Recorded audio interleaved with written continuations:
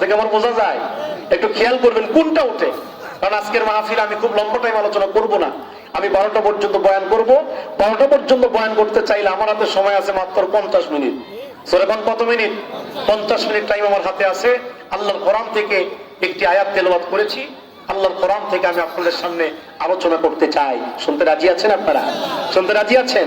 আল্লাহ পাক রব্বুল আলামিন এই যুগে যুগে অসংখ্য নবী রাসূল প্রেরণ করেছেন। প্রত্যেক নবী রাসূলকে আল্লাহ পাক কিতাব দিয়েছেন। আমার ভাইরা, আল্লাহ পাক আমার নবীর উপরে যে কিতাব নাজিল করেছেন, এই কিতাবের নাম কি? তোরা বলেন নাম কি? এই কিতাবের ভিতরে কোনো ভুল আছে? কোনো সন্দেহ আছে? আজ থেকে 1450 বছর আগে আমার আল্লাহ বলেছেন, যালিকাল কিতাব লা রাইবা ফি। এটা এমন একটি কিতাব, এটা এমন একটি গ্রন্থ, লা রাইবা ফি, দেয়ার ইজ নো ডাউট। এই কোরআনে ভুল তো দূরের কথা, বিন্দু পরিমাণ সন্দেহের অবকাশ নাই। আল্লাহু আকবার বলবেন না? এজন্য নবীজি বলেছেন, যারা কোরআন দিয়ে কথা বলে তারা সত্য কথা বলে। আল্লাহর নবী বলছেন, মান ক্বালা বিহি সাদাকা। যে ব্যক্তি কোরআন দিয়ে কথা বলে সে সত্য কথা বলে। আমান আমিলা বিহি উজরা।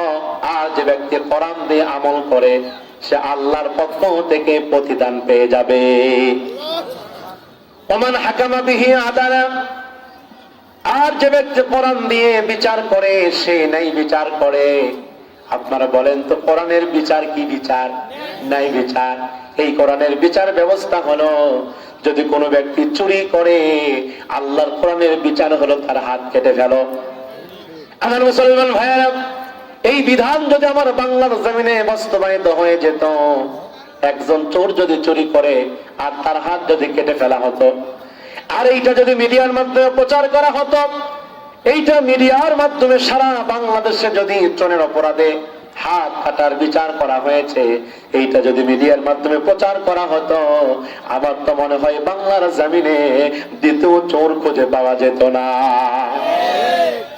কিন্তু মুসলমান ভাইয়ের, আমার এই বিচারগুলোকে আমার দেশে আছে, আমার বাংলার জমিনে আমরা দেখেছি। এই 17 বছর ধরে আমার বাংলার জমিনে দেখেছি, একজন ব্যক্তি চুরি করে জেলে যায় আর ডাকাত হয়ে জেল থেকে বের হয়। আল্লাহর কোরআন বলতে, যদি কোনো ব্যক্তি ধর্ষণ করে, যদি কোনো ব্যক্তি জেনা করে, আল্লাহর কোরআনের বিচার ব্যবস্থা হলো, জেনাকার যদি জেনা করে এই সিনা পর্যন্ত মাটিতে ঘিরে পাথর মেরে হত্যা করো। একজন জেনাকারকে যদি প্রকাশ্যে দিবালোকে পাথর মেরে হত্যা করা হতো, আমার এই বাংলার জমিনে ধর্ষণ তো দূরের কথা, যুবকদের সুরসুরি পর্যন্ত বন্ধ হয়ে যেত। ঠিক কি না? কিন্তু এই বিচার ব্যবস্থাগুলো আমার দেশে প্রতিষ্ঠা হয় নাই। আমার মুসলমান ভাইরা, এই জন্য নবীজি বলছেন, ওমান হাকামা বিহি আদালাত। যে ব্যক্তি কোরআন দিয়ে বিচার করে সে নাই বিচার করে। ওমান দাআ ইলাইহি হুদিয়া ইলা সিরাতিন মুস্তাকিম। আর যে ব্যক্তি মানুষকে কোরআন দিয়ে আহ্বান করে সে সত্যের পথে আহ্বান করে। নবীর এই কোরআনের দাওয়াতি কাজ করেছেন।